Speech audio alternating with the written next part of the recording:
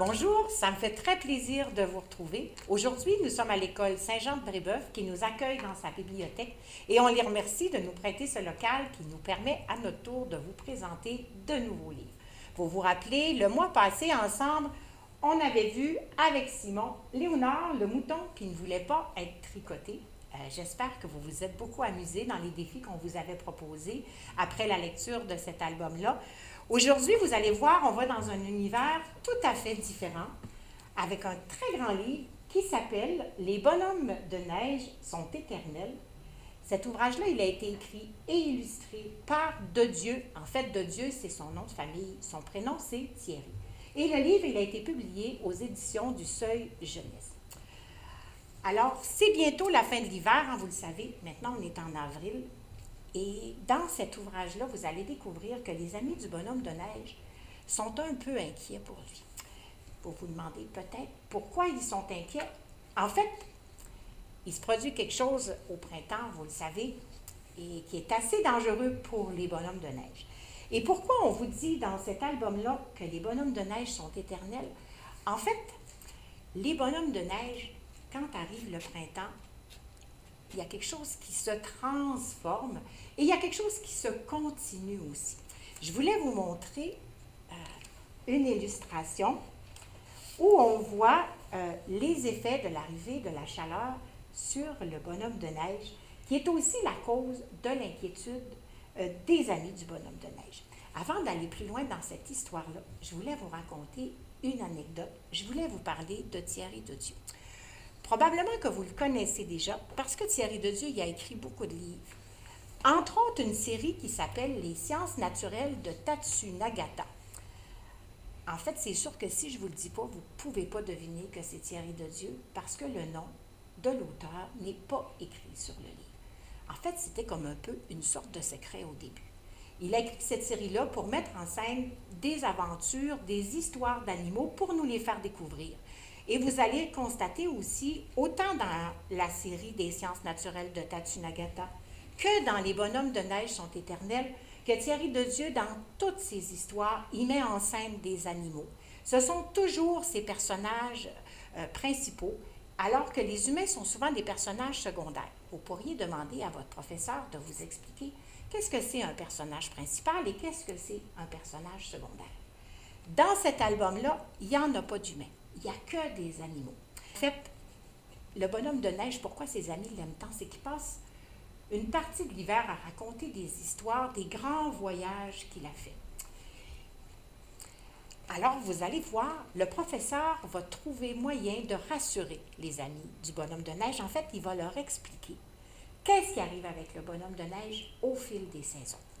En fait, maintenant que cette page-là est ouverte et que vous la voyez bien, je voudrais que vous, quand vous allez avoir le livre dans votre classe, que vous preniez le temps de regarder les illustrations. Elles sont absolument fabuleuses. Et Thierry de Dieu, c'est quelqu'un qui sème toutes sortes d'indices. En fait, vous allez constater, et je ne vais pas tout vous dire, mais dans chacune des pages, il y a toutes sortes d'indices pour vous indiquer l'avancée du printemps dans le livre. Chacune des illustrations met en scène les amis du bonhomme de neige, le bonhomme de neige, mais aussi la nature. La nature, elle est très présente et vous remarquerez les couleurs, c'est les couleurs de printemps. La nature, elle n'est pas pareille l'été que le printemps ou l'automne. Ce n'est pas les mêmes couleurs, ce n'est pas la même lumière qu'il y a dans l'espace. Alors Thierry de Dieu, il rend bien ça. Le printemps, il y a toujours un peu de... Vous savez, cette espèce de jaune un peu brun, de moisissure de feuilles, c'est très, très présent dans l'album. Et puis, je voudrais revenir sur le titre, Les bonhommes de neige sont éternels. En fait, je voulais voir avec vous, qu'est-ce que ça veut dire être éternel? En fait, dans le cas du bonhomme de neige, ça veut dire être toujours là, sous différentes formes, sous différentes consistances, mais toujours être présent, toujours être là pour ses amis et pour profiter du temps qu'il passe avec eux et continuer à leur raconter les histoires des voyages qu'il a fait sous d'autres formes. Alors, je vous laisse découvrir l'album, je l'envoie dans votre classe, puis je vous souhaite une très belle lecture. On est rendu à la partie sûrement que vous aimez le plus, la partie des défis. C'est cette partie où on vous amène un peu plus loin, où on a envie que vous alliez, avec l'histoire, explorer découvrir, apprécier encore plus la lecture que vous allez faire. Mais là, on est rendu au mois d'avril. Vous êtes rendu très bon dans les défis, fait que ce mois-ci, on vous en demande un petit peu plus. Le premier défi, le presto, en fait, on va vous demander qu'est-ce que c'est les signes du printemps que vous observez. Louise, elle remarque qu'il y a plus d'oiseaux, il y a plus de chants d'oiseaux. Moi, les premiers signes du printemps, c'est les petites pousses vertes qui sortent de terre. Échangez entre vous quels sont pour vous les premiers signes du printemps que vous observez. Le deuxième défi, le défi mollo, en fait, on va vous demander d'aller voir dans vos bibliothèques, d'essayer de trouver des livres de Tatsu Nagata. Vous vous souvenez, tout à l'heure, je vous ai parlé de cette collection-là, mais vous pourriez tout aussi bien aussi trouver d'autres livres de Thierry de Dieu. Portez attention parce que vous allez remarquer, des fois c'est écrit juste de Dieu, puis des fois c'est écrit Thierry de Dieu, c'est toujours la même personne. L'autre défi mollo, en fait, on va vous demander de choisir l'illustration que vous préférez. Pourquoi on fait ça aujourd'hui? C'est que cet album-là offre des illustrations tellement merveilleuses qu'on avait envie que vous aussi, vous preniez tout votre temps pour les observer et puis pour choisir celle qui vous parle le plus, celle que vous aimez. Vous pourriez même, avec votre professeur d'art plastique, lui apporter le livre pour qu'elle vous parle ou qu'il vous parle des techniques que de Dieu a utilisées pour réaliser cet album-là parce qu'il en a utilisé quelques-unes.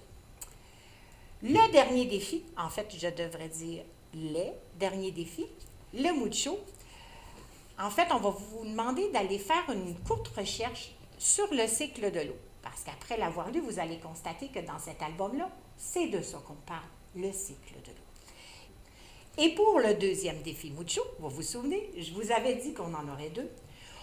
On va vous demander d'imaginer dans quel pays notre bonhomme de neige va voyager pendant la saison chaude. Vous le savez, il va voyager sous une autre forme. Mais n'empêche que c'est là qu'il va aller récolter toutes les histoires qu'il va avoir à raconter l'hiver venu à ses amis. Alors, on va vous demander de trouver, d'imaginer le pays, celui qui vous tente et les histoires qu'il pourrait ramener pour que la prochaine saison froide, il puisse raconter à ses amis. Vous le savez, on aime toujours ça lire le résultat de vos recherches, de votre imagination. Vous pouvez toujours nous envoyer vos textes à l'adresse qui apparaît en dessous. Nous, on se fait toujours un plaisir de vous lire.